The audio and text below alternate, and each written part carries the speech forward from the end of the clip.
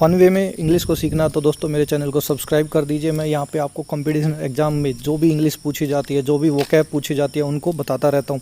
तो अभी तक अगर चैनल को सब्सक्राइब नहीं किया तो पहले चैनल को सब्सक्राइब कर दीजिए। अब वर्ड आता है इंसेप्शन। इंसेप्शन वर्ड से आपके दिमाग में एक वर्ड आता होगा रिसेप्शन।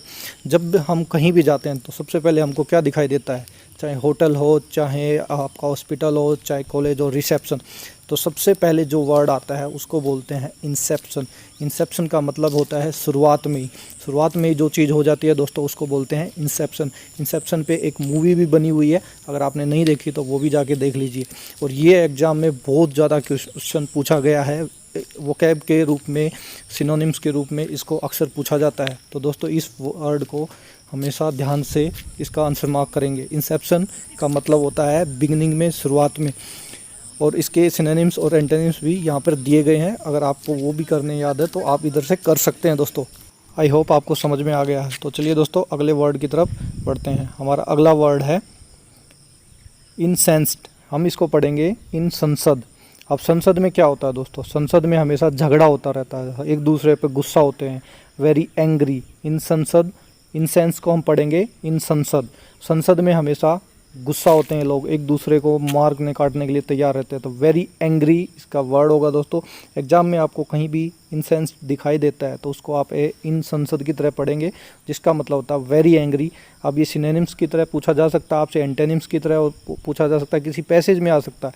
बहुत ही इंपॉर्टेंट वर्ड है, इसको याद कर लीजिए। किसी भी कंपटीशन एग्जाम में ये पूछा जा सकता है। आजकल टीजीटी, यूपी टीजीटी के एग्ज़ाम होने वाले हैं दोस्तों, DSSS के एग्ज़ाम होने वाले हैं और आर्मी के भी काफ़ी एग्ज़ाम आने वाले हैं। ये अक्सर एग्ज़ाम में पूछा जाता है। मैं वही क्वेश्चन यहाँ पे करवा रहा हूँ दोस्तों जो एग्ज़ाम में पूछे गए हैं। तो मेरी सभी वीडियो को ज़रूर देखें एक बार। मैं पहले भी 3-4 वीडियो डाल चुका हूँ, आगे भी आती रहेंगे। तो मेरे चैनल को सब्सक्राइब कर दीजिए, लाइक कर दीजिए।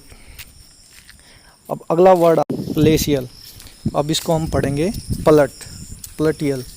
पलट वर्ड है, मेन रूट वर्ड इसका पलट रहेगा। अब कोई भी शानदार सी चीज़ है, जैसे एक लड़की, अगर कोई एक शानदार सा लड़का हो, एक अच्छा लड़का उसके आसपास से जाता है तो लड़की पलट कर देखती है। तो हम कोई भी आलीशान, भव्य, शानदार चीज़ को पलट कर अवश्य देखते हैं। तो प्लेटियल का, प्लेसियल का मतलब दोस्तों यही हो गया, शानदार। दोस्तों अभी तक चैनल को सब्सक्राइब नहीं किया तो प्लीज़ चैनल को सब्सक्राइब कर ले, क्योंकि जितने भी इंपॉर्टेंट वोकैब है वो मैं आपके लिए लेकर आता रहता हूँ। और अगर आपने मेरी सारी वीडियो एक बार देख ली तो यकीन मानिए आपकी कोई भी एग्ज़ाम वोकैब की वजह से नहीं रहेगा। आप वोकैब के हर क्वेश्चन को ईजिली क्रैक कर पाओगे।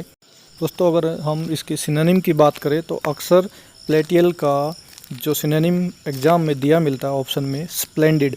स्प्लेंडिड का भी आप बना सकते हो स्प्लेंडर। स्प्लेंडर एक शानदार बाइक है, तो हमेशा याद रखिए स्प्लेंडिड का भी वही मतलब होता है, शानदार। अगला वर्ड है सिन टिल आंट। अब इसको 3 वर्डों में मैंने तोड़ दिया है। सिन आंटी का नाम है जिसके तिल है, जैसा कि पिक्चर में आपको दिखाई दे रहा होगा। एक सिन नाम की आंटी है जिसके चेहरे पर तिल है। तो वो जो तिल है आंटी के चेहरे पे, तारे की तरह टिमटिमाता हुआ रहता है, शाइनिंग करता रहता है। वो जब भी आंटी को देखते हैं तो सबसे पहले उसका जो तिल है वो दिखाई देता है, तो इसीलिए उसका नाम रख दिया गया है तिल वाली आंटी। तो हमेशा जब एग्ज़ाम में आता है सिंटिलांट तो उसका वर्ड होता है शाइनिंग, मतलब टिमटिमाता हुआ। जिसका अगर हम सिनोनिम की बात करें तो कोई भी होता है ग्लिटिंग, स्पार्कलिंग, ये उसके सिनोनिम्स होते हैं दोस्तों। ये वर्ड बहुत ही इंपॉर्टेंट है, इसको ध्यान रखिए। ये एडजेक्टिव की तरह यूज़ होता है। अब हर वर्ड के आगे मैंने लिखा हुआ है कि वो एडजेक्टिव है या नाउन है, क्या है, ये हर वर्ड के ऊपर आपको लिखा हुआ दिखाई देगा।